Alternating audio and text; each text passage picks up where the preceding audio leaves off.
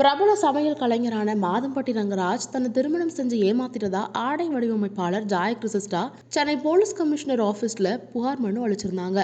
அதன் பேர்ல போலீஸ் விசாரணையும் நடத்தினாங்க. அதை பத்தின வழக்கும் நீதிமன்றத்துல நடந்துட்டு இருக்கு.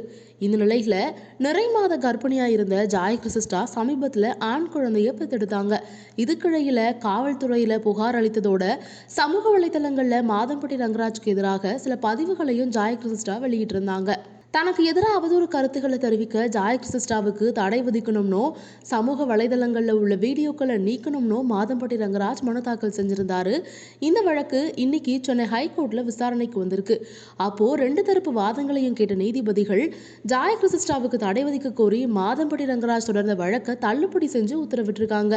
அது மட்டும் இல்லைங்க, ஜாய் கிறிஸ்டாவுடைய குழந்தைக்கு நான் தான் அப்பா அப்படின்னு DNA டெஸ்ட்ல உறுதி ஆயிடுச்சுன்னா குழந்தைக்கு வாழ்நாள் ஃபுல்லா நான் பொறுப்பேற்க தயார்னு சென்னை ஹைகோர்ட்ல மாதம்பட்டி ரங்கராஜ் தரப்பு தெரிவிச்சிருக்காங்களாம். இந்த வீடியோ உங்களுக்கு பிடிச்சிருந்தா லைக் பண்ணி சப்ஸ்கிரைப் பண்ணிக்கோங்க.